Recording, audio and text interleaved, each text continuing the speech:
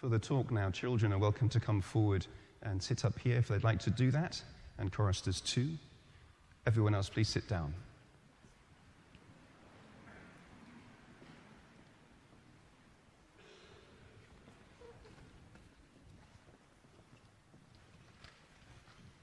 Thanks, everybody. It's nice to see you.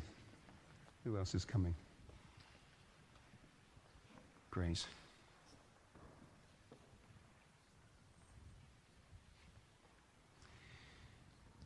I'm sure you've noticed the wonderful trees around us at this time of year, the autumn colors, browns and yellows and golds and greens and oranges.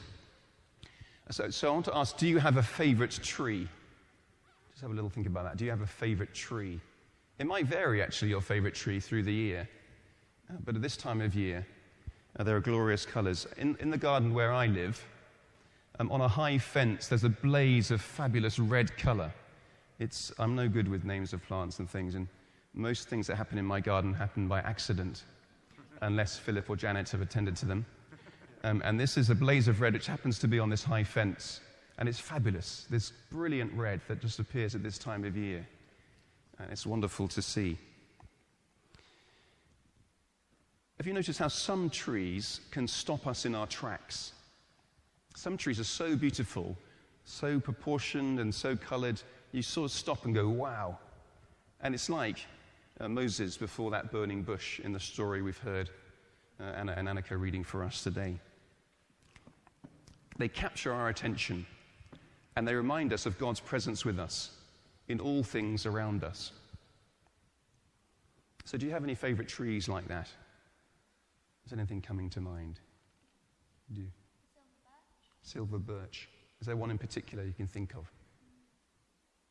Maybe on your way to school, or near where you live, or as you go around. Other people too. Our Dean has a favourite tree. I've got a cottage in Wimpole in Cambridgeshire, and there's a tree on the hill which is called the Wimpole Oak, which is over 600 years old. And whenever I have decisions to make, I go and stand under that tree and lean against the trunk, and I look up into the branches, and it helps me with my decisions. Joe's oak. My oak tree. Marvellous. So notice for trees, look out for one. See if you can spot one, and you might think tomorrow, that might be my favourite tree. A woman called Elizabeth Barrett Browning, she said this: "Earth is crammed with heaven, and every common bush afire with God. But only he who sees takes off his shoes." Earth is crammed with heaven, and every common bush afire with God. But only he who sees takes off his shoes. I find it's easy to miss God or to forget God as I rush around in my busyness. And actually, each tree you pass, each bush you see, has God calling to us, saying, "Here I am." Autumn colors then help us to remember God's presence with us. And we live in an enchanted world, and we just have to pause and notice more the enchantment of God's Spirit around us, showing God's presence with us. Of course, you know that God's presence around us includes people.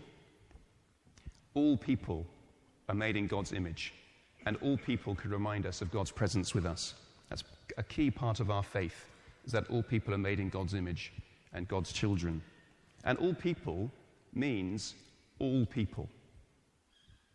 All ages, all nationalities, all colors, all races, all religions, all genders, all sexualities, all political persuasions, all conditions.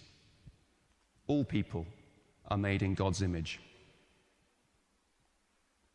Another easy thing to think, another easy thing for us to forget as we rush around in our busyness.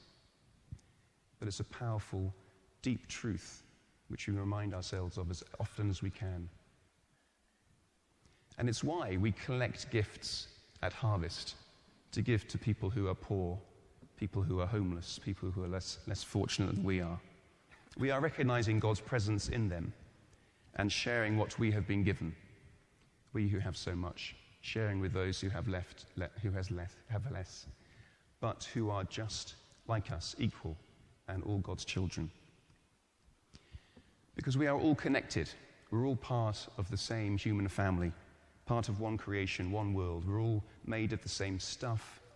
We're all born. We all get older. We're all the same. And God loves all of us. So we're bound together by God's presence, as we see in the world around us, in those beautiful trees, and as we see in the people around us, those beautiful people. God's presence is with us. Well done for bringing harvest gifts today. It's a really good thing that you've done. And thank you, Junior Church, for reminding us all to be part of that. Here's a story which might help us think about that. It's called The Fox and the Bear, a short story. One day, a man wandered through a forest and came across an injured fox. The poor creature had been pursued by the huntsman and had broken its leg in its efforts to escape. Now it lay in the undergrowth, helpless to find food. The man's heart went out to the fox, but as he watched, a grisly bear loomed up in the trees, dragging the body of an animal to eat that it had killed. The bear appeared to ignore the presence of the wounded fox, but when it shuffled off again after its meal, it left the remains of the carcass close to where the fox was hiding. And the fox devoured the meat eagerly. The next day, the man walked through the forest again, and again the bear left a tasty morsel behind for the hungry fox. And on the third day, the same thing happened again. The man thought hard about what he had seen. He said to himself, if God cares so much for the wounded fox, how much more will he care for me? My faith is far too feeble. I must learn to trust in God as this fox trusts. So the man went into a quiet corner of the forest and prayed, Dear God, this injured fox has shown me what it means to trust you. Now I too commit myself entirely to your care. I trust that you will care for me just as you care for the fox. And with this, he lay down on the ground and waited for God to act. A day passed, and nothing happened. The man was getting hungry. A second day passed, and still nothing happened. The man was deeply puzzled. A third day passed, and the man was angry. Father God, he cried, you love the little fox more than you love me. Why won't you care for me when I trust you so much? Why don't you feed me? Well, at last, hunger forced the man back into the town. There, he entered the streets looking for some food. And in fact, what he found was a child, hungry and starving on the streets. Now he was really angry, shouting at God in his rage, why don't you do something? And God said to him, I have done something. I have created you. But you chose to behave like the fox, when in fact you could have chosen to behave like the bear.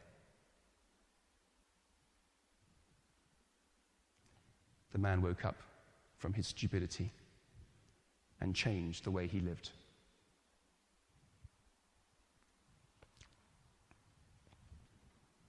Good story?